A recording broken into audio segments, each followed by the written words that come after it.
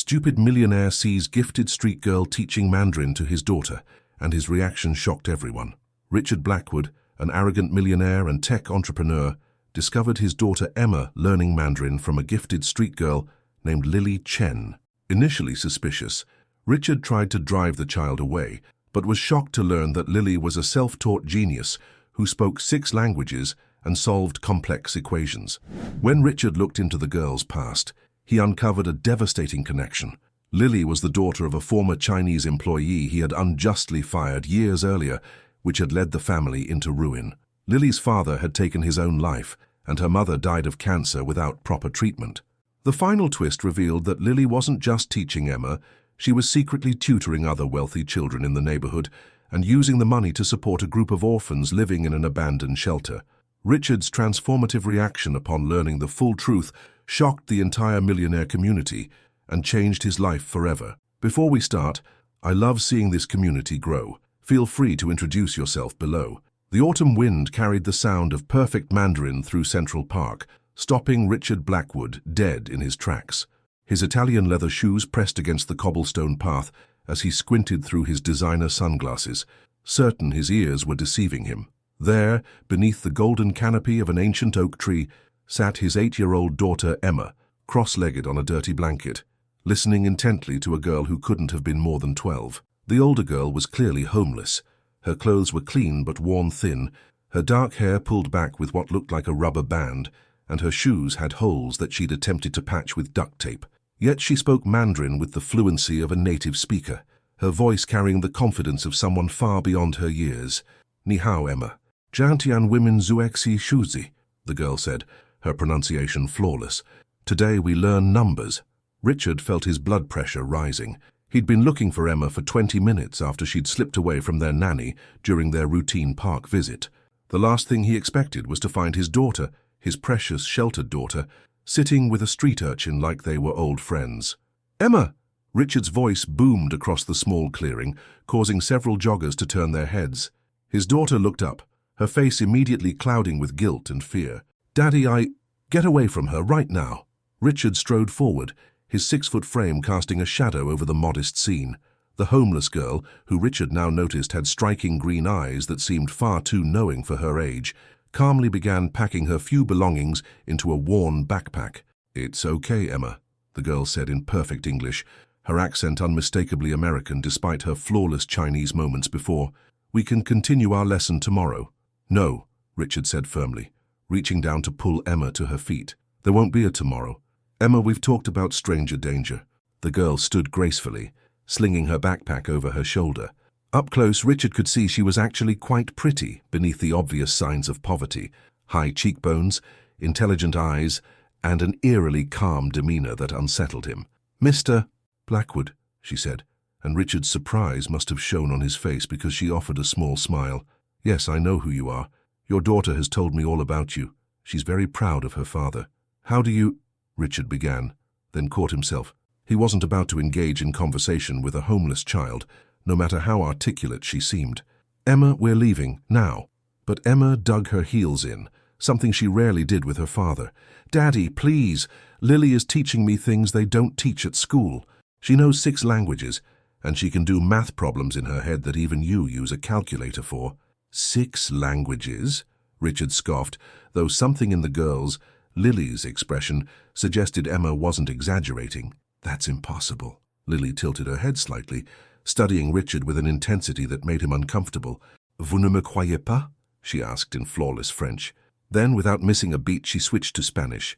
"O prefieres que hablemos en español?" Her voice took on the melodic tones of Italian. "Forse italiano ti convincerebbe?" Finally, she said something in what sounded like German or possibly Russian before settling back into English. "I apologize if my German is rusty. I don't get much practice with it here in New York." Richard's mouth fell open slightly. He prided himself on being a sophisticated man. He'd traveled the world, closed deals in multiple countries, and considered himself culturally aware. But this homeless child had just displayed more linguistic ability than most of his Harvard-educated employees. "Where did you learn?" he started to ask, then stopped himself again. This was ridiculous. He was a billionaire CEO, not someone who stood in parks interrogating street children. "Daddy," Emma said softly, tugging on his expensive suit jacket. Lily doesn't have anywhere to stay tonight. Can't she come home with us, just for dinner? Absolutely not. Richard's response was automatic and sharp. Emma, get in the car. Marcus is waiting. Through the trees, Richard could see his driver standing beside the black Mercedes, pretending not to watch the scene unfold. Marcus had been with the family for 5 years and knew better than to interrupt when Richard was handling a situation. Lily adjusted her backpack straps and looked directly at Richard. For a moment, he felt like she could see right through him, past the expensive suit, past the bluster and authority, straight into something he'd forgotten existed. It's all right, Emma, Lily said gently. Your father is protecting you. That's what good fathers do. There was something in the way she said it, a wistfulness perhaps that caught Richard off guard, but before he could analyze the feeling, Lily had turned and was walking away, her small figure moving with dignity despite her obvious circumstances. Emma watched her go with tears in her eyes. Daddy, that was mean. Lily is nice. She's been teaching me for 2 weeks and she never asks for anything. She just likes helping people learn. 2 weeks? Richard's voice rose an octave. You've been meeting with this girl for 2 weeks, and you didn't tell me. Emma's lower lip trembled. I knew you'd react like this. You always think the worst of people who don't have money. The accusation stung because it contained more truth than Richard cared to admit. He'd built his fortune by being suspicious, by never taking anything at face value, by assuming everyone had an angle. It had served him well in business, but perhaps Emma was right about how it affected his personal judgments. As they walked toward the car, Richard found himself glancing back at the spot where Lily had been sitting. Something about the entire encounter bothered him, though he couldn't quite put his finger on what. The girl had been too composed, too articulate, too something. Marcus, Richard said as they reached the car, I want you to keep an eye out for that homeless girl when you bring Emma to the park. If you see her around, call me immediately. Marcus nodded professionally, though Richard caught a flicker of something. Disapproval, perhaps, in the older man's eyes. Of course, Mr. Blackwood. During the ride home to their Upper East Side penthouse, Emma stared out the window in silence. Richard tried to focus on his phone, checking emails and stock prices, but his mind kept drifting back to Lily's green eyes and the way she'd said, that's what good fathers do. When had he become the kind of father who needed defending? That evening, as Richard sat in his home office reviewing quarterly reports, he couldn't shake the feeling that something significant had happened in the park. Emma had barely spoken during dinner, answering Mrs. Chen's questions about her day with monosyllabic responses. Their housekeeper, a kind woman in her 60s who'd been with them since Emma's mother died 3 years ago, had given Richard several pointed looks, but said nothing. Finally, around 9 o'clock, Richard closed his laptop and climbed the stairs to Emma's room. He found her sitting by her window, still dressed in her school uniform, staring out at the city lights. Emma, you should be getting ready for bed. She didn't turn around. Lily sleeps outside, Daddy, in doorways and under bridges. Did you know that? Richard sat on the edge of Emma's bed, suddenly feeling very tired. For no, sweetheart, I didn't know that. She told me she has a special place where she keeps her books. She has lots of books even though she doesn't go to school. She teaches herself everything.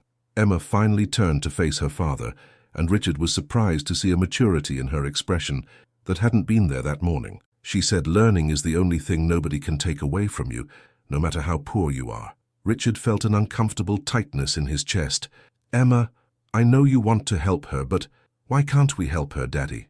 We have so much room in this apartment. We have 4 bedrooms that nobody uses.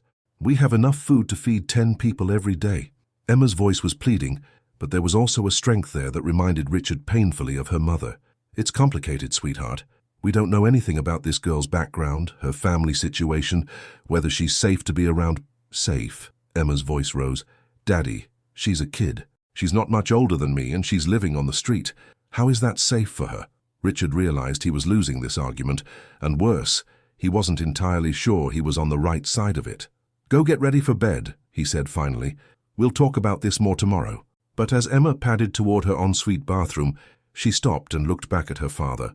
Lily told me something today before you came. What's that? She said she used to have a daddy who loved her very much, but he died because he was too proud to ask for help when his family needed it. Emma's voice was barely above a whisper. She said pride is dangerous when it stops you from doing the right thing. Richard spent most of the night staring at his bedroom ceiling, Emma's words echoing in his mind. By 6 a.m., he gave up on sleep and made his way to his home gym, hoping an intense workout would clear his head. But even as he pushed through his usual routine, he couldn't shake the image of Lily's knowing green eyes or the uncomfortable feeling that she'd seen something in him that he didn't want to acknowledge. After his shower, Richard stood in his walk-in closet selecting a charcoal Tom Ford suit for another day of board meetings and acquisition discussions. His reflection in the full-length mirror showed a successful man at the height of his power, tall, well-built, with the kind of confidence that came from never having to worry about where his next meal would come from. But for the first time in years, his reflection made him uncomfortable. At breakfast, Emma picked at her organic steel-cut oats while Mrs. Chen bustled around the kitchen, preparing Richard's usual espresso and gluten-free toast. The silence stretched between father and daughter until Emma finally spoke. "Are you going to fire Marcus?" Richard looked up from his Wall Street Journal in surprise. "Fire Marcus? Why would I fire Marcus?" "Because he knew about Lily. He's the one who drives me to the park every day after school. He must have seen us together." Emma's voice was matter-of-fact, but Richard could hear the underlying worry. "Emma, Marcus has been with our family for 5 years. I'm not going to fire him for—" Richard paused. "Every day after school?" Emma's cheeks flushed pink. "Well, not every day, just most days when I don't have piano or tennis." "And Marcus knew you were meeting with this girl?" "He never said anything to me about it, but he always parked where he could see us. I think he was making sure I was safe." Emma pushed her oats around her bowl. "He's not in trouble, is he?" Richard folded his newspaper slowly. Marcus had indeed been watching out for Emma's safety, which was part of his job, but he'd also been keeping Emma's secret, which complicated things. "No, sweetheart, Marcus isn't in trouble." The relief on Emma's face was palpable. "Good. I don't want anyone else to get hurt because of me." The phrase struck Richard as oddly mature for an 8-year-old. "What do you mean, hurt because of you?" Emma was quiet for a long moment, stirring her breakfast without eating it. "Lily told me that sometimes when you care about people, other people get mad and try to hurt them. She said that's why she usually doesn't make friends with kids who have families. But she made friends with you? She said I was different, that I saw her as a person, not just a homeless kid." Emma looked up at her father with eyes that reminded him so much of her mother, it made his chest ache. "Is that true, Daddy? Do most people not see her as a person?" Richard felt like he was navigating a minefield. How do you explain classism and social prejudice to an 8-year-old? How do you admit that you might be exactly the kind of person your daughter is describing? "I think," Richard said carefully, "that sometimes adults get so caught up in protecting their children that they don't always make the best decisions about who might be a good friend." Emma considered this. "But what if they're wrong? What if they miss out on knowing someone really special because they're too scared?" Before Richard could answer, Mrs. Chen approached the table with his briefcase and a concerned expression. "Mr. Blackwood, there's something you should know about yesterday." Richard looked up at their housekeeper, who had been unusually quiet since the park incident. "What is it, Mrs. Chen?" "That girl, Lily. After you and Emma left, I went back to the park. I wanted to see for myself what kind of child she was." Mrs. Chen set down Richard's briefcase and clasped her hands in front of her. "Mr. Blackwood, I found her sitting by the pond crying, not like a child cries when they're hurt or angry, like someone who has lost everything." Richard felt an unexpected pang of guilt. "Mrs. Chen, I appreciate your concern, but—" "I spoke with her," Mrs. Chen interrupted, which was unusual for her. In 5 years, she'd never interrupted Richard. "In Mandarin. Her accent is Beijing perfect, but she told me she learned it from library books and YouTube videos. She's never been to China." Emma perked up. "See, I told you she was smart." "Smart doesn't begin to describe it," Mrs. Chen continued. "This child, she knew things about Chinese literature that I studied in university. She quoted poetry from the Tang dynasty. She discussed economic theory that I don't think I could understand." Richard felt a familiar unease growing in his stomach. "What are you trying to tell me, Mrs. Chen?" "I'm telling you that this is not an ordinary homeless child. This is a genius, living on the streets." Mrs. Chen's voice carried a weight that commanded attention. "And I'm telling you that when I offered to buy her dinner, she said no because she had to save the food she'd found for someone else." "Someone else?"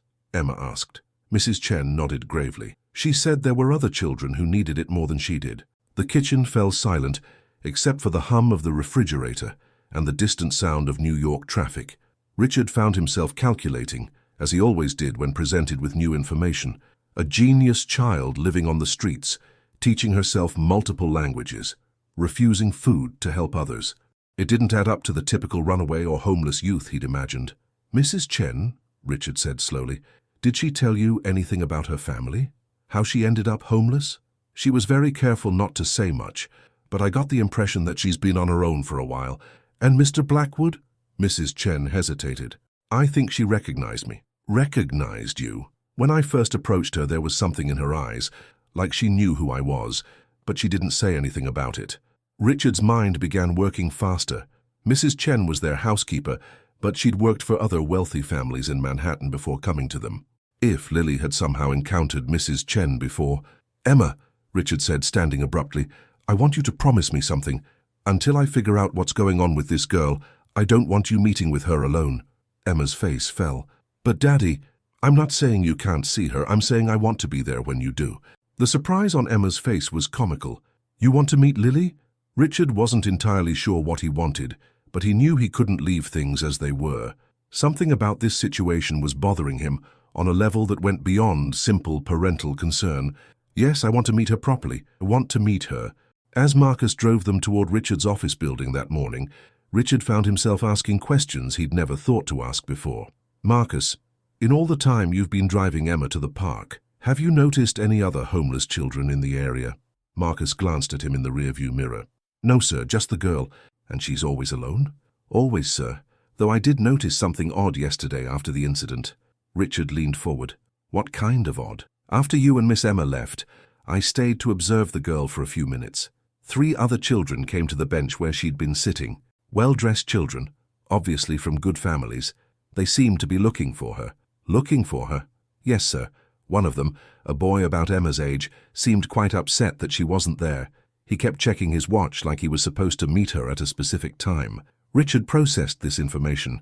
So Lily wasn't just teaching Emma. She was apparently tutoring other children from wealthy families. The implications of this were staggering. How had a homeless child managed to establish herself as a tutor to Manhattan's elite youth? And more importantly, what did she want from them? "Marcus, I want you to do something for me today. Take your lunch break at the park. See if you can observe this girl's routine. I want to know who she's meeting with, how long she spends there, where she goes afterward." "Of course, sir." That afternoon, Marcus called Richard with his report. "Sir, you're going to find this interesting. The girl showed up at exactly 3:30, just like clockwork. She had 3 different tutoring sessions, one with a boy who appeared to be learning Spanish, one with 2 girls who were working on what looked like advanced mathematics, and one with a teenage boy who seemed to be getting help with college application essays." "College application essays?" "Yes, sir. I was close enough to overhear part of their conversation. She was helping him craft his personal statement for Harvard. Her advice was, well, it was better than what I've heard from professional college counselors." Richard felt like he was trying to solve a puzzle with half the pieces missing. "What happened when the sessions ended?" "She packed up her materials, and she does have quite a lot of books and supplies, sir, and headed south toward downtown. I followed at a distance. And, sir, she went to the New York Public Library on 5th Avenue. She walked straight to the research section, like she knew exactly where she was going. I observed her for about an hour. She had multiple advanced textbooks open, economics, molecular biology, computer programming languages. She was taking notes in what appeared to be some kind of shorthand system." Richard rubbed his temples, feeling the beginning of a headache. "Anything else?" "Yes, sir. When the library closed, she gathered her things and walked to St. Patrick's Cathedral. She sat in one of the back pews for about 20 minutes, not praying exactly, just thinking. Then she left through the side exit and headed toward the subway." "You followed her to the subway?" "I tried, sir, but she seemed to realize she was being followed. She turned around and looked directly at me, then smiled and waved before disappearing into the crowd. It was like she'd known I was there the whole time." That evening, Richard cancelled his dinner with the mayor and his wife to spend time with Emma. They ordered Chinese takeout and sat in the living room, Emma curled up against her father's side, as they watched a nature documentary about pandas. "Daddy," Emma said during a commercial break, "can I ask you something?" "Of course." "When Mommy died, were you scared?" The question caught Richard completely off guard. Emma rarely brought up her mother, and when she did, it was usually in the context of happy memories. "Yes, sweetheart. I was very scared." "Were you scared because you didn't know how to take care of me by yourself?" Richard's throat tightened. "A little bit, yes." Emma was quiet for a moment. "Is that why you're scared of Lily?" Because you don't know how to take care of her? The simplicity of the question hit Richard like a physical blow. Was that what this was about? Fear of taking on another responsibility? Another person who might need something from him that he couldn't provide? Emma, it's not that simple. But it could be, couldn't it? Emma turned to look at him with those serious green eyes that were so much like her mother's. I mean, if someone needs help and we can help them, shouldn't we try? Richard found himself thinking about the report Marcus had given him. A genius child living on the streets, tutoring other kids for free, spending her days in the library educating herself, her nights alone in a city that didn't care if she lived or died. He thought about Mrs. Chen's observation that Lily had been crying by the pond after they'd left. He thought about the dignity with which she'd walked away when he'd dismissed her. You know what, Emma? Tomorrow after school we're going to the park, and if Lily is there, I'm going to apologize to her. Emma's face lit up like Christmas morning. Really? Really? And then I'm going to ask her if she'd like to have dinner with us. A proper dinner, at a proper table where we can all get to know each other better. Emma hugged him tightly. Daddy, I think Mommy would be proud of you for this. As Richard held his daughter, he found himself hoping she was right. Because, for the first time in 3 years, he was about to do something that felt genuinely important, and he had no idea how it was going to turn out. The next afternoon, Richard found himself in the unusual position of being nervous about meeting a 12-year-old. He'd faced down hostile takeovers, aggressive board members and federal investigators without breaking a sweat, but the thought of apologizing to a homeless child had his palms damp with perspiration. Emma practically bounced in her seat as Marcus drove them to Central Park. She'd changed out of her school uniform into casual clothes, something she rarely did on school days, and had insisted on stopping to buy sandwiches for everyone at a gourmet deli near their apartment. What if she's not there today? Emma asked for the 3rd time in 10 minutes. Then we'll try again tomorrow, Richard replied, though he found himself oddly disappointed by the possibility.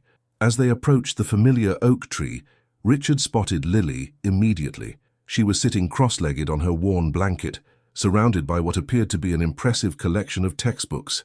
Across from her sat a boy of about 16, furiously scribbling notes as Lily explained something with animated hand gestures.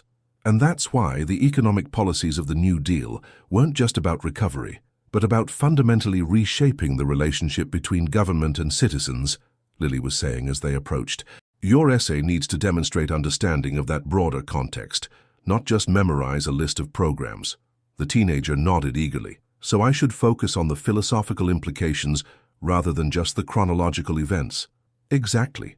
College admissions officers can tell when someone has actually thought deeply about history versus just memorized facts for a test. Richard stopped walking, struck by the sophistication of the conversation. This wasn't a child helping another child with homework. This was graduate-level analysis being delivered by someone who should have been in middle school herself. Emma, however, had no such hesitation. Lily, she called out, breaking into a run. Lily looked up and her face brightened genuinely when she saw Emma approaching. The teenager she'd been tutoring gathered his materials quickly, thanked Lily profusely, and headed off with the kind of grateful expression usually reserved for someone who'd just been saved from drowning. Emma, Lily said warmly, standing to give the younger girl a hug. I wasn't sure if you'd be back. My daddy wanted to meet you properly, Emma announced, then turned to where Richard was standing awkwardly several feet away. Daddy, come say hello. Richard approached slowly, acutely aware that this conversation would set the tone for everything that followed. Lily watched him with those unsettling green eyes, her expression politely neutral but alert. Hello, Lily, Richard said, then took a breath. I owe you an apology. If Lily was surprised by this opening, she didn't show it. For what, Mr. Blackwood? For yesterday. For making assumptions about you without taking the time to actually get to know you. Emma was right, that was unfair of me. Lily studied his face for a long moment, as if trying to determine whether his apology was genuine. Whatever she saw there seemed to satisfy her because she nodded slowly. Apology accepted, she said simply. You were protecting your daughter. I respect that. The grace of her response made Richard feel even worse about his behavior the day before.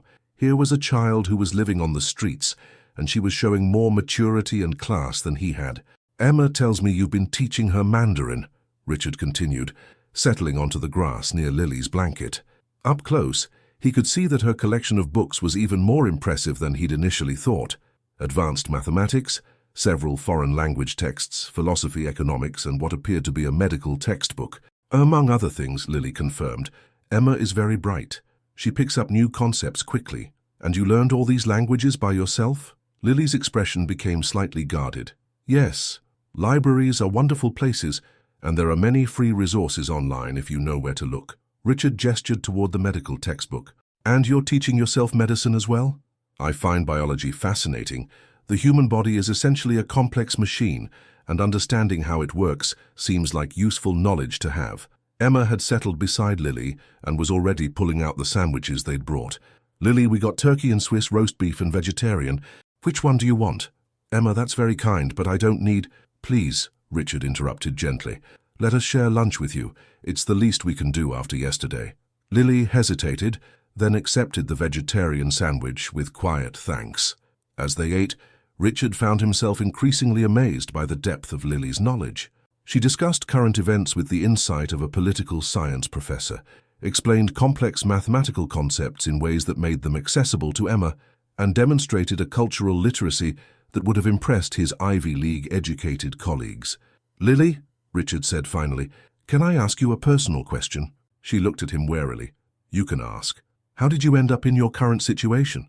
The question hung in the air between them. Emma stopped eating, sensing the sudden tension, and even the park seemed quieter as Lily considered her response. My father died when I was 9. She said finally. My mother died 6 months later. I've been on my own since then. The simple matter-of-fact way she delivered this information was somehow more heartbreaking than if she'd cried or shown any emotion at all. I'm sorry, Richard said softly. That must have been incredibly difficult. Lily shrugged, but Richard caught the slight tightening around her eyes. Difficult things happen to everyone, Mr. Blackwood. The question is what you do with them. And what did you do? I survived. I learned. I tried to help other people when I could. She gestured toward her books. Knowledge is the one thing that nobody can take away from you, no matter how little you have of everything else. Richard felt like he'd been punched in the chest. Here was a child who'd lost everything, who was living in conditions he couldn't even imagine, and she was spending her time helping other children learn. She was tutoring kids from wealthy families for free, while he, a man with more money than he could spend in several lifetimes, had nearly called the police on her for the crime of teaching his daughter a new language. Lily, he said carefully, what if I told you that you didn't have to live on the streets anymore? What if I said we could help you find a safe place to stay, help you get back into school? I can't go back into the system, Lily interrupted, and for the first time since he'd met her, Richard heard fear in her voice. I've aged out of most programs, and the ones that would take me. They're not safe places for kids like me. Kids like you. Kids who are different. Kids who ask too many questions or know too much. Lily's voice became very quiet. Kids who make the adults uncomfortable because they can't be easily controlled. Richard felt a chill run down his spine. What had this child experienced in the foster care system that made living on the streets seem like the safer option? What if it wasn't the system? Emma piped up suddenly. What if it was our house? Both adults turned to look at her, Richard with alarm and Lily with surprise. Emma, Richard started, but she pressed on. We have lots of extra rooms, and Mrs. Chen is always saying the apartment is too quiet. And Daddy, you're always saying I need to be more academically challenged. Lily could teach me things, and you could make sure she's safe and gets to eat regular meals, and maybe go to a real school if she wants. Richard opened his mouth to explain why this was impossible, why bringing a homeless child into their home would be complicated and potentially dangerous and absolutely out of the question. But as he looked at Lily's face, at the careful way she was trying not to hope, at the vulnerability she was working so hard to hide, the words died in his throat. I couldn't impose like that, Lily said quietly. You don't know anything about me. Not really. I could be dangerous or unstable, or you could be, Richard agreed. But somehow I don't think you are. Lily stared at him in amazement. You would do that? You would take in a complete stranger just because your daughter asked you to? Richard looked at Emma, who was watching him with eyes full of hope and love and absolute faith that he would do the right thing. He thought about his wife, who had always believed that people were fundamentally good if you gave them the chance to prove it. He thought about the kind of man he wanted to be versus the kind of man he'd become. Not a complete stranger, he said finally. Emma's friend, and friends look out for each other. The tears that appeared in Lily's eyes were the first real emotion she'd allowed herself to show, and Richard realized that she was, after all, just a 12-year-old child who'd been forced to grow up far too fast. There would be conditions, Richard continued, his business instincts kicking in. You'd have to agree to regular medical checkups. You'd need to work with a tutor to get caught up on any educational gaps, and you'd have to follow house rules just like Emma does. And if I agree to all that, then you'd have a safe place to sleep, regular meals, and the chance to be a kid again, at least for a while. Lily was quiet for a long time, staring down at her hands. When she finally looked up, Richard was surprised to see that same knowing expression that had unsettled him the day before. "Mr. Blackwood," she said carefully, "there are things about my situation that you don't understand yet, things that might change your mind about this offer, such as the fact that I know exactly who you are, what your company does, and why my father died believing that you destroyed his life." The words hit Richard like a physical blow. Emma looked confused, but Richard felt the blood drain from his face as the implications sank in. "Your father worked for Blackwood Technologies," he said, and it wasn't a question. Lily nodded slowly. "Dr. James Chen. He was your head of research and development until you fired him 3 years ago for supposedly stealing trade secrets." The name hit Richard like a sledgehammer.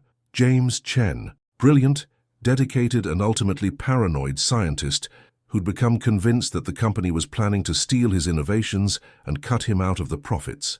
Richard had been forced to terminate him when Chen started copying sensitive files and making accusations about corporate espionage that threatened several major deals. "He didn't steal anything," Lily continued, her voice steady but intense. "He was trying to protect his work because he'd figured out that someone else was planning to steal it and frame him for theft." Richard's world tilted on its axis. "That's impossible. We had evidence. You had evidence that someone planted to make you think my father was guilty." Lily stood up, her small frame somehow radiating an authority that made Richard feel like he was the child. "My father spent the last year of his life trying to prove his innocence. The stress gave him a heart attack. After he died, my mother couldn't afford his medical bills or our apartment. She got sick, couldn't afford treatment, and died 6 months later." Richard felt like he couldn't breathe. James Chen had been a good man, a brilliant scientist who'd contributed significantly to several of their breakthrough patents. If what Lily was saying was true, who? Richard managed to ask. Who planted the evidence? Lily's smile was sad and knowing. "That, Mr. Blackwood, is what I've spent the last 3 years trying to figure out, and I think I'm very close to having an answer." Emma looked back and forth between them, clearly not understanding the full implications, but sensing the enormous weight of what was happening. "Daddy," she said in a small voice, "what does this mean?" Richard looked at his daughter, then at Lily, James Chen's daughter, who'd been living on the streets because of a decision he'd made 3 years ago, a decision that might have been based on lies. "It means," Richard said slowly, "that we have a lot to talk about. And it means that your friend Lily is coming home with us where she belongs." The determination in his voice surprised even him. But as he looked at this remarkable child who'd survived losing everything and still chose to help others, who'd lived on the streets rather than give up her quest for truth, who'd befriended his daughter with no expectation of gain, Richard knew that whatever came next, he was going to make this right, even if it destroyed everything he'd built in the process. 3 days later, Richard stood in the doorway of what had once been his guest room, watching Lily carefully arrange her few possessions in the walk-in closet. She'd insisted on keeping her belongings in her backpack, ready to leave at a moment's notice, despite his and Emma's assurances that she was welcome to stay as long as she wanted. Mrs. Chen had taken Lily's arrival with characteristic grace, immediately setting about the task of making sure the girl had proper meals and clean clothes. But Richard had noticed the meaningful looks she gave him when she thought he wasn't watching, and the way she spoke to Lily in rapid Mandarin whenever they were alone together. "Lily," Richard said, knocking gently on the doorframe, "do you have a few minutes to talk?" She looked up from the advanced physics textbook she'd been reading, one of several that had mysteriously appeared in the apartment's library after a discreet call to Columbia University's bookstore. "Of course, Mr. Blackwood." "Richard, please, we're living in the same house now." She nodded, though he could see the gesture didn't come naturally to her. 3 years of surviving on the streets had taught her to maintain careful boundaries with adults, regardless of their apparent kindness. "I've been doing some research into your father's case," Richard said, settling into the reading chair near the window. "I've requested all the personnel files from his termination, and I've asked my head of security to review the evidence that led to his dismissal." Lily's expression became very still. "And what did you find?" "Inconsistencies. Lots of them," Richard pulled out a manila folder he'd been carrying. The emails that supposedly proved your father was stealing data. They were sent from his computer after hours, but security cameras show he'd already left the building. The access logs show someone used his keycard to enter the lab at midnight on 3 separate occasions, but your father was attending medical conferences in Chicago and Boston on 2 of those dates. You're saying someone was impersonating him. I'm saying someone wanted it to look like your father was stealing data, and they were very careful about creating a paper trail. Richard leaned forward. Lily, do you have any idea who might have wanted to frame your father? Lily was quiet for a long moment, her fingers tracing the edge of her textbook. I have suspicions, but I need more evidence before I can make accusations. What kind of suspicions? The kind that could get people hurt if I'm wrong, or if I'm right, for that matter. Richard studied her face, seeing the weight of adult concerns in features that should have been carefree and innocent. Lily, you don't have to carry this burden alone anymore. I have resources, connections, investigators. Mr. Blackwood, Richard, she corrected herself. With respect, your resources and connections might be part of the problem. The words hit him like cold water. What do you mean? I mean that whoever framed my father had access to your company's internal systems, security protocols, and executive decision-making processes. This wasn't an outside job. Lily's voice was gentle but firm. Someone you trust betrayed both you and my father. Richard felt a familiar cold knot forming in his stomach. In 30 years of business, he'd learned to recognize the moment when everything he thought he knew was about to change. Do you know who? I have a theory, but proving it is going to require access to information that I can't get on my own, such as... Lily stood and walked to her backpack, pulling out a small notebook filled with her careful handwriting. Financial records from 3 years ago. Specifically, I need to know who received bonuses or promotions in the 6 months following my father's termination. I also need to see the patent applications that were filed using research my father had been working on. Richard's blood ran cold. Patent applications? 17 patents were filed in the 8 months after my father died, all based on research he'd been conducting in the 2 years before his termination. The patents are now worth approximately $47 million in licensing fees. The precision of her information was staggering. How could you possibly know that? Public records, financial filings, and a lot of time in the business section of the library. Lily opened her notebook and showed him pages of meticulously copied data. The interesting thing is that all 17 patents list the same co-inventor, Dr. Michael Sterling, your current head of R&D. The name hit Richard like a physical blow. Michael Sterling had been James Chen's closest colleague, his friend, and ultimately his replacement after the termination. Sterling had been the one who discovered the supposedly incriminating emails.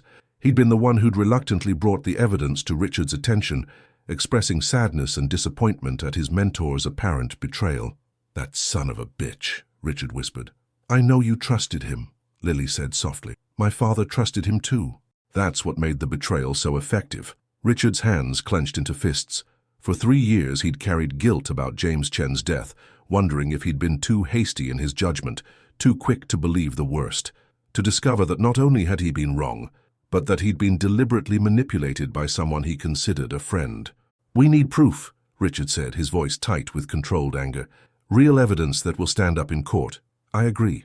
But Richard, you need to understand something. Lily's voice took on a warning tone. If Dr. Sterling is guilty of what I think he's guilty of, he's not going to give up easily. He's had 3 years to cover his tracks, to solidify his position, to prepare for the possibility that someone might start asking questions. Are you saying he's dangerous? I'm saying that someone who would frame an innocent man and steal his life's work, who would destroy a family for personal gain, is capable of doing a lot of things to protect himself. That evening, Richard called an emergency meeting with his head of security, David Morrison. Morrison had been with the company for 12 years and was one of the few people Richard trusted implicitly. They met in Richard's home office after Emma had gone to bed, with Lily present at Richard's insistence. David, I need you to conduct a full investigation into the circumstances surrounding James Chen's termination 3 years ago, Richard began without preamble. I have reason to believe that Dr. Chen was framed and that the real perpetrator is still within the company. Morrison, a former FBI agent with steel-gray hair and sharp eyes, didn't show any surprise at this request. What kind of evidence are we looking for? Financial irregularities, unauthorized access to Dr. Chen's research, any communication between Dr. Chen and other employees, that might suggest he was being set up. Richard gestured toward Lily. "This is Lily Chen, Dr. Chen's daughter. She's been conducting her own investigation for the past 3 years." Morrison looked at Lily with professional interest. "You're 12 years old?" "I'm 13 in 2 months," Lily replied calmly.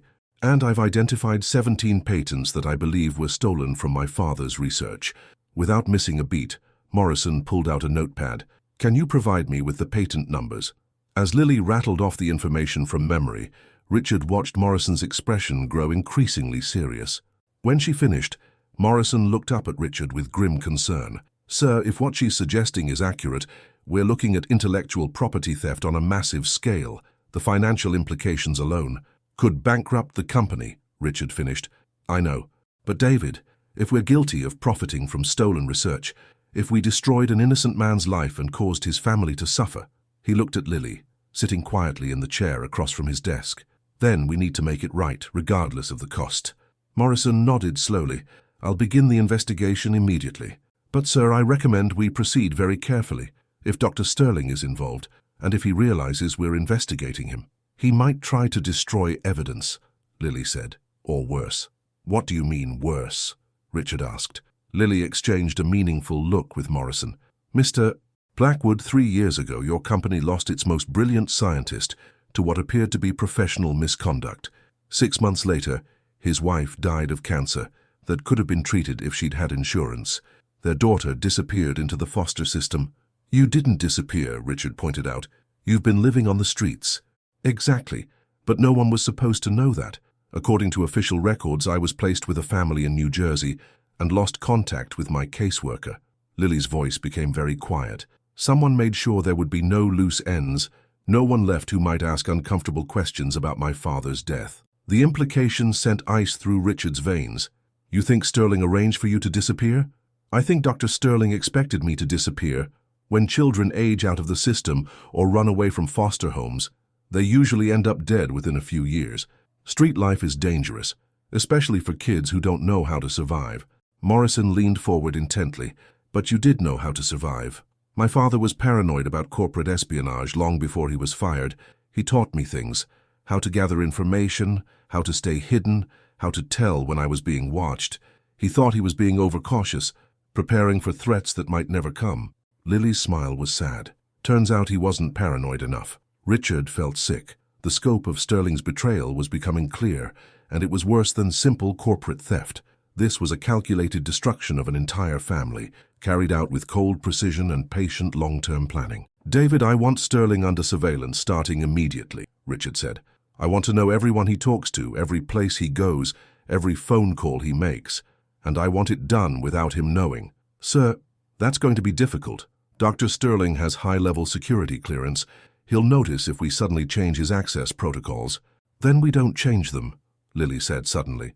Both men looked at her. "We give him exactly what he's expecting to see.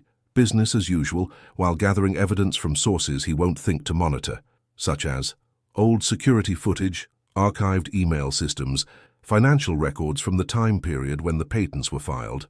Doctor, Sterling probably destroyed anything obviously incriminating, but he can't erase everything. There will be traces." Morrison nodded approvingly. "The girl's right. And, sir, there's something else we should consider." "What's that?" "If Dr. Sterling realizes that Dr. Chen's daughter is alive and living in your home, he's going to see that as a direct threat to his security.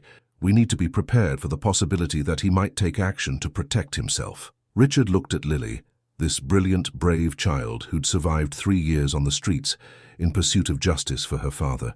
The thought of anyone threatening her made him want to tear Sterling apart with his bare hands. "Then we need to move fast," Richard said grimly.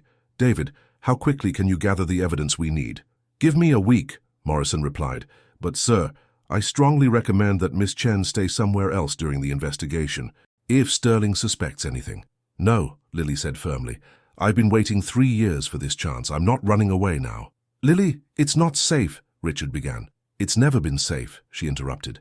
"But for the first time since my parents died, I have allies, I have resources. I have a chance to actually prove what happened." She looked directly at Richard. "I trust you to protect me. Do you trust me to help you find the truth?" Richard studied her face. The determination, the intelligence, the carefully hidden vulnerability of a child who'd been forced to become an adult far too soon. In her eyes he saw echoes of her father's brilliant mind and her mother's gentle strength, but more than that, he saw something that reminded him of Emma, absolute faith that the adults in her life would do the right thing. "I trust you," he said finally. "But we do this smart and we do it safe. No unnecessary risks." Lily nodded solemnly. "Agreed, but Richard, there's one more thing you need to know." "What's that?" "Dr. Sterling doesn't know I exist.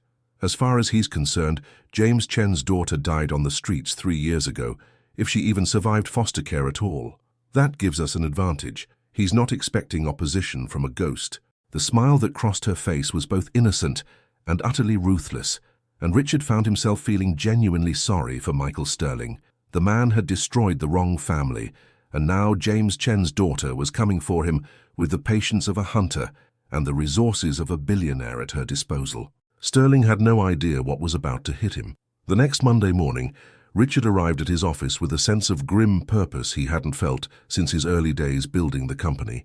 Lily had left for the public library before dawn, claiming she needed to research some additional background information, while Emma had gone to school with strict instructions to stick to her normal routine. Richard's secretary, Janet, looked up in surprise as he passed her desk at 7:30 a.m., 2 hours earlier than his usual arrival time. "Mr. Blackwood? I wasn't expecting you until—" "Janet, I need you to schedule a meeting with Dr. Sterling for this afternoon. Make it casual. Tell him I want to discuss the quarterly research budget." "Of course, sir. Anything else?" "Yes, I want you to pull all the financial records from 3 years ago, specifically the months following Dr. Chen's termination. Bonuses, promotions, patent filings, licensing agreements, everything." Janet's fingers paused over her keyboard. "Sir, some of those records might require authorization from the board." "I am the board, Janet. Get me those files." 20 minutes later, Richard was deep in spreadsheets when David Morrison knocked on his office door. The security chief looked like he hadn't slept much, which Richard took as either a very good sign or a very bad one. "David, please tell me you found something." Morrison closed the door behind him and approached Richard's desk with a thick file folder. "Sir, I found more than something.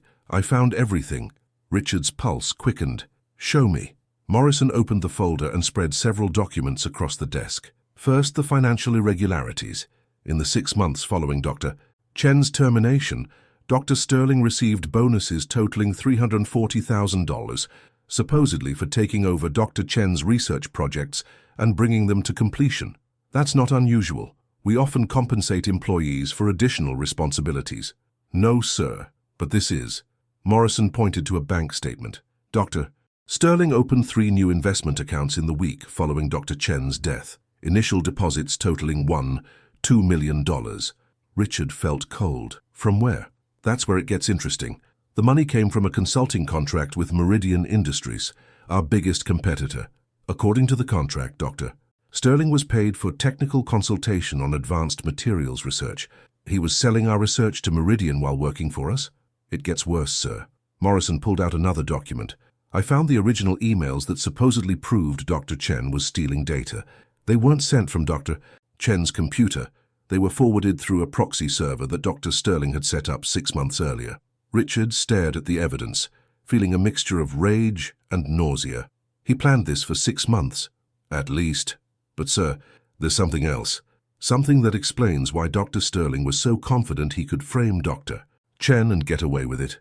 Morrison pulled out a photograph, a security camera image showing 2 men in conversation outside a restaurant. One was Michael Sterling. The other was a man Richard recognized but couldn't immediately place. "Who is that with Sterling?" Richard asked. "Thomas Meridian, CEO of Meridian Industries." The words hit Richard like a physical blow. Thomas Meridian wasn't just a competitor. He was Richard's former business partner, the man who'd tried to force Richard out of the company they'd built together 15 years earlier. The man who'd sworn revenge when Richard had outmaneuvered him in a hostile takeover attempt. "This wasn't just about stealing research," Richard said slowly. "This was about destroying me. That's my assessment, sir. Dr. Sterling was Meridian's inside man. The plan was to steal your most valuable intellectual property, frame your best scientist, and probably leak the story to the press to damage your reputation." Richard's hands clenched into fists. "Why didn't they follow through with the media exposure?" "Because Dr. Chen died before the story could break. A corporate scandal is one thing, but a story about a man dying because of false accusations. That would have brought too much scrutiny, too many questions. So they just let it die and collected millions in profits from Dr. Chen's stolen research. Morrison's voice was grim. Sir, based on the licensing agreements I found, Meridian Industries has made approximately $15 million from patents that originated in Dr. Chen's lab. Richard closed his eyes, trying to process the scope of the betrayal. Not only had Sterling destroyed an innocent family for money, but he'd been working with Richard's enemy to systematically loot the company's intellectual property. David, how much evidence do we have that would stand up in court? More than enough for criminal charges, but sir, there's something else you need to know. As Morrison's expression became even more serious, which Richard hadn't thought was possible. I've been monitoring Dr. Sterling's communications since yesterday. This morning, he received a call from Thomas Meridian. I couldn't get the full conversation, but I caught enough to know they're planning something. What kind of something? They know about Lily. Richard felt the world tilt around him. How is that possible? Unknown, sir.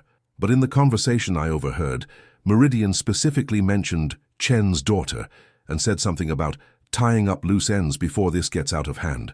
Richard was on his feet and reaching for his phone before Morrison finished speaking. I need to call Emma's school. Make sure she's safe. And I need to find Lily.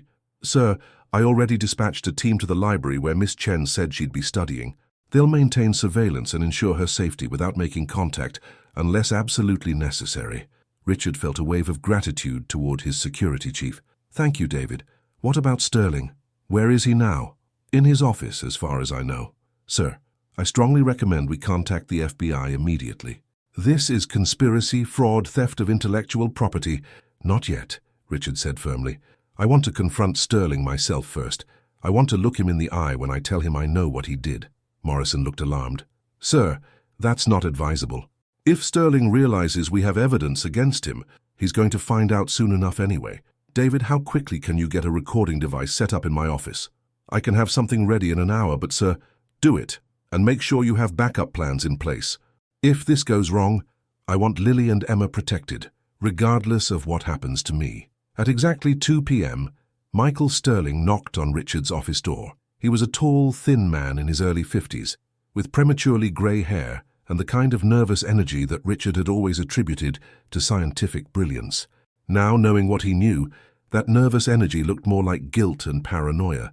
Richard, Sterling said with a smile that didn't reach his eyes, Janet said you wanted to discuss the research budget. Among other things, please sit down, Michael. Sterling settled into the chair across from Richard's desk, the same chair where Lily had sat just days earlier, while revealing the truth about her father's death. The irony wasn't lost on Richard. Michael, I've been reviewing some old files lately, specifically files related to James Chen's termination 3 years ago. Sterling's expression didn't change, but Richard caught the slight tightening around his eyes. Oh? Any particular reason? I've been wondering if we were too hasty in our judgment. James was a good scientist, a dedicated employee. The evidence against him always seemed a bit convenient. Richard, we've been over this. I know James was my friend, but the evidence was overwhelming. Corporate espionage is a serious— Yes, it is, Richard interrupted. In fact, it's so serious that I decided to have our security team take another look at the case. Sterling went very still. And what did they find? Richard pulled out the folder Morrison had given him and placed it on the desk between them. They found bank records showing deposits to your personal accounts from Meridian Industries. They found evidence that the emails used to frame James were actually sent through a proxy server you controlled. They found licensing agreements showing that 17 of James's patents were transferred to Meridian through shell companies you established. Sterling's face had gone completely white. Richard, I can explain. Can you? Can you explain why you betrayed your closest friend? Can you explain why you let me fire an innocent man?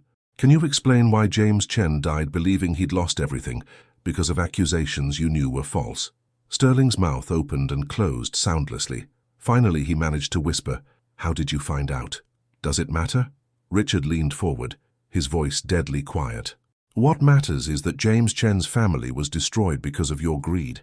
His wife died because she couldn't afford medical treatment. His daughter has been living on the streets for 3 years because you made sure she disappeared into a system that didn't care if she lived or died. Richard, you don't understand? I understand perfectly, Richard cut him off. Thomas Meridian wanted to destroy me and you helped him do it. The only thing I don't understand is how you could look me in the eye every day for 3 years, knowing what you'd done. Sterling's composure finally cracked. You think this is easy for me? You think I wanted James to die? It was supposed to be clean, just some stolen research, maybe a little embarrassment for the company. No one was supposed to get hurt. But people did get hurt, Michael. A brilliant scientist died thinking his life's work had been stolen. A woman died because she couldn't afford medical care. A child has been alone in the world for 3 years because of what you did. Sterling's hands were shaking now. Where is she? James's daughter. Where is she now? Richard smiled, and it was not a pleasant expression. Safe, protected, and very, very angry. Richard, you have to understand. Meridian offered me things, opportunities that I would never have had here. He said the research would be put to good use, that it would benefit humanity. Spare me the rationalizations, Richard said coldly. You sold out your friend for money. Everything else is just lies you tell yourself to sleep at night. Sterling suddenly leaned forward, his expression desperate. Richard, listen to me. This thing with Meridian, it's bigger than you know. He's not going to let this investigation continue. If you're smart, you'll take whatever evidence you have and bury it. Pretend you never found anything. Is that a threat, Michael? It's a warning. From someone who's seen what Thomas Meridian does to people who get in his way. Richard felt a chill run down his spine. What do you mean by that? Sterling was quiet for a long moment, seeming to wrestle with himself. Finally, he spoke in a voice barely above a whisper. Richard, do you really think James Chen died of a heart attack? The question hit Richard like a physical blow. What are you saying? I'm saying that when Meridian decides someone is a problem, they stop being a problem. Permanently. Richard's blood turned to ice. Are you telling me that James was murdered? Sterling looked toward the office windows, as if checking to see if anyone was watching. I'm telling you that James was getting close to proving what really happened. He'd hired a private investigator, was gathering evidence, preparing to sue the company for wrongful termination. 3 days before he was scheduled to meet with lawyers, he collapsed in his apartment. The medical examiner ruled it a heart attack. Medical examiners can be bought, Richard, especially when the death looks natural and no one is asking too many questions. Richard felt like the world was spinning around him. If Sterling was telling the truth, then James Chen hadn't just been framed, he'd been murdered to cover up the crime. Why are you telling me this now? Richard asked. Sterling met his eyes for the first time since the conversation began. Because I've spent 3 years living with the knowledge that my greed got my best friend killed, and because Thomas Meridian called me this morning and told me that if James's daughter doesn't disappear permanently, there are going to be more unfortunate accidents. Richard was on his feet instantly. Where's Lily now? I don't know, Sterling said quickly. But Richard, you need to get her somewhere safe, somewhere Meridian can't reach her, because if he decides she's a threat. Sterling didn't need to finish the sentence.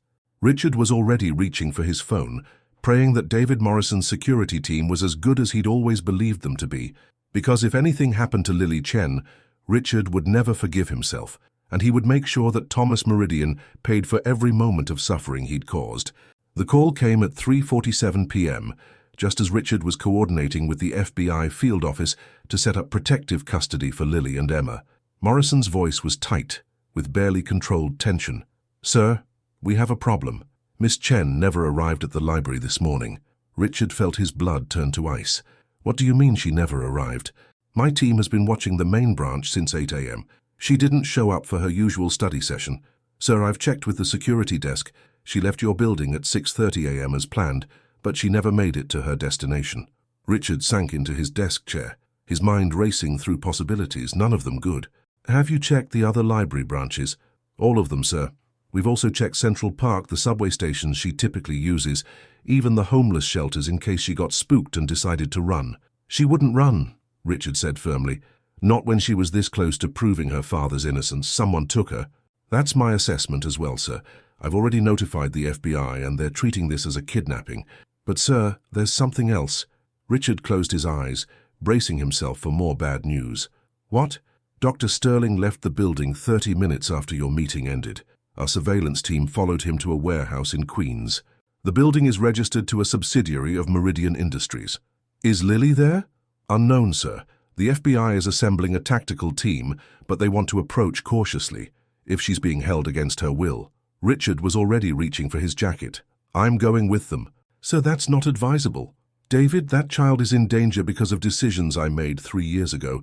I'm not sitting in an office while other people try to save her. As Richard headed for the elevator, his phone buzzed with a text message from an unknown number. If you want to see James Chen's daughter alive again, come to Pier 47 at sunset. Come alone, or she dies. TM Richard showed the message to Morrison, who immediately began coordinating with the FBI team. But as they drove through Queen's traffic toward the waterfront, Richard's mind was focused on one terrifying thought. Thomas Meridian had already killed once to protect his secrets. He wouldn't hesitate to do it again. The sun was beginning to set over the East River when Richard arrived at Pier 47. The old shipping warehouse cast long shadows across the water, and the area was eerily quiet, except for the sound of waves lapping against the concrete pilings. Richard could see FBI snipers positioned on nearby rooftops, and he knew Morrison's security team was stationed throughout the area, but as he walked toward the warehouse entrance, he felt utterly alone. The inside of the warehouse was dimly lit, filled with stacks of shipping containers and abandoned machinery. Richard's footsteps echoed off the concrete floors as he made his way toward the sound of voices coming from the far end of the building. He found them in a cleared area near the loading docks. Thomas Meridian, looking exactly as arrogant and self-satisfied as Richard remembered from their partnership years ago, and Michael Sterling, who appeared to be having some kind of breakdown. Between them, tied to a chair with duct tape over her mouth, was Lily. She was conscious and apparently unharmed, but Richard could see the fury burning in her green eyes. Even bound and gagged, she managed to project an aura of defiance that made Richard proud and terrified in equal measure. "Richard!" Meridian called out cheerfully as if they were meeting for a pleasant business lunch. "Right on time. I've always admired your punctuality." "Let her go, Thomas," Richard said, stepping into the circle of light cast by overhead fixtures. "Your quarrel is with me, not with a child." "Ah, but that's where you're wrong," Meridian replied, circling Lily's chair like a predator. "This child is the only living witness to our little arrangement. As long as she's alive, she's a threat to everything we've built." "We?" Richard looked at Sterling, who was standing several feet away with his hands shaking. "Michael, are you really going to let him hurt an innocent child?" "I never wanted any of this," Sterling burst out. "I just wanted the money, the recognition for my work. I never signed up for murder." Meridian's expression hardened. "Michael, we've discussed this. Sometimes difficult decisions have to be made for the greater good." "The greater good?" Richard stepped closer, his voice rising. "You framed an innocent man, stole his life's work, caused his death and destroyed his family. Where exactly is the greater good in that?" "James Chen was standing in the way of progress," Meridian said calmly. "His research had the potential to revolutionize multiple industries, but he was too idealistic to see the commercial possibilities. He wanted to publish everything freely, give it away to universities. I simply ensured that the technology would be properly developed and monetized. You murdered him. I solved a problem." Meridian's voice was cold as winter, just like I'm about to solve the problem of his inconveniently persistent daughter. Richard saw Meridian's hand move toward his jacket, and time seemed to slow down. But before either man could react, Lily suddenly stood up from her chair, the ropes falling away from her arms. "You know," she said, pulling the duct tape from her mouth with one quick motion, "for such a smart businessman, you're really not very observant." Both Richard and Meridian stared at her in shock. Sterling actually stumbled backward. "How did you—" Meridian began. "Untie myself." Lily smiled, and it was the most dangerous expression Richard had ever seen on a child's face. "I've been working on those knots since you brought me here this morning. Did you know that the Navy SEAL Manual for Escape and Evasion is available online? Fascinating reading." Meridian's hand was definitely moving toward a weapon now, but Lily continued talking as if she were discussing the weather.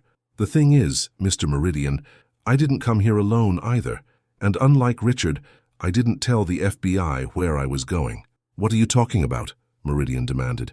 Lily pulled a small device from her pocket, something that looked like a cross between a phone and a radio. "I've been broadcasting everything you've said for the past 10 minutes. Live streaming, actually, to several federal agencies and at least 3 major news networks." Richard felt his mouth fall open. Around the warehouse he could suddenly hear the sound of vehicles approaching at high speed. "You see," Lily continued, her voice taking on a lecturing tone that reminded Richard painfully of her father, "I knew you'd try something like this, so I spent the last 3 days setting up a trap. The message you sent to Richard wasn't the only communication that went out today." The warehouse doors burst open simultaneously from 3 different entrances. FBI agents in tactical gear poured in, followed closely by NYPD officers and what appeared to be representatives from multiple news organizations. Meridian spun around wildly, finally understanding that he'd been outmaneuvered by a 13-year-old girl. His hand found the gun in his jacket, but before he could draw it, Richard tackled him to the ground. They struggled for several seconds before FBI agents separated them, cuffing Meridian while he screamed threats and accusations.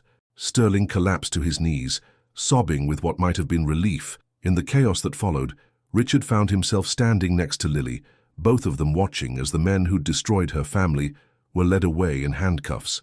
"How long have you been planning this?" Richard asked. "Since the day my father died," Lily replied quietly. "I knew someone had framed him, and I knew they'd try to eliminate anyone who could prove it. I just needed to wait until I had enough evidence and the right allies." "You used me." "I partnered with you," she corrected. "There's a difference. You wanted justice for my father. I wanted justice for my father. Our goals were aligned." Richard studied her face, seeing both the brilliant child and the hardened survivor. "What happens now?" "Now the FBI arrests everyone involved in the conspiracy. Meridian Industries gets investigated for corporate espionage and murder. Your company returns all the stolen intellectual property to my father's estate." Lily's voice became softer. "And maybe, if you're still willing, I get to be a kid for a while." Richard felt something tight in his chest finally loosen. "Emma's going to be so relieved you're safe. She's been worried sick. I'm sorry I couldn't tell her about the plan, but I needed everyone's reactions to be genuine."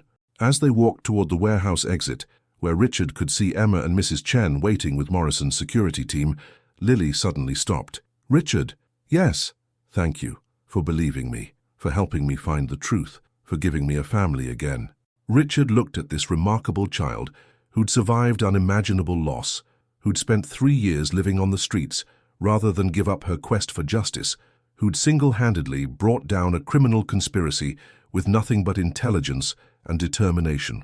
"Thank you," he said simply, "for reminding me what kind of man I used to be, and what kind of father I want Emma to see when she looks at me." 6 months later, Richard stood in the living room of their penthouse apartment, watching Emma and Lily work together on a complex mathematics problem. Both girls were enrolled at the same private school now, though Lily spent most of her time in advanced classes with students twice her age. The legal proceedings were still ongoing, but Thomas Meridian and Michael Sterling had both been convicted on multiple felony charges.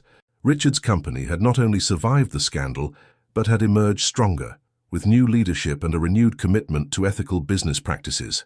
Most importantly, James Chen had been posthumously vindicated. His name was cleared, his research was properly attributed to him, and a scholarship fund had been established in his honor.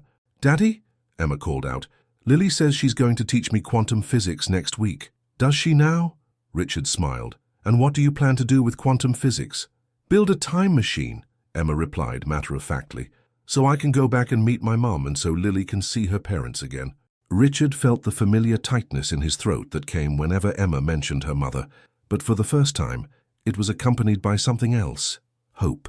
Hope that the family they'd built together, unconventional as it was, would be strong enough to heal the wounds they'd all carried. "That sounds like a wonderful plan," he said, settling onto the couch beside them. "But until you perfect time travel, how about we focus on making the most of the time we have right now?" Lily looked up from her textbook and smiled. Not the careful, guarded expression she'd worn for so long, but the genuine, carefree smile of a child who finally felt safe. "I think," she said, "that sounds perfect." And for the first time in 3 years, Richard Blackwood felt like he was exactly where he belonged.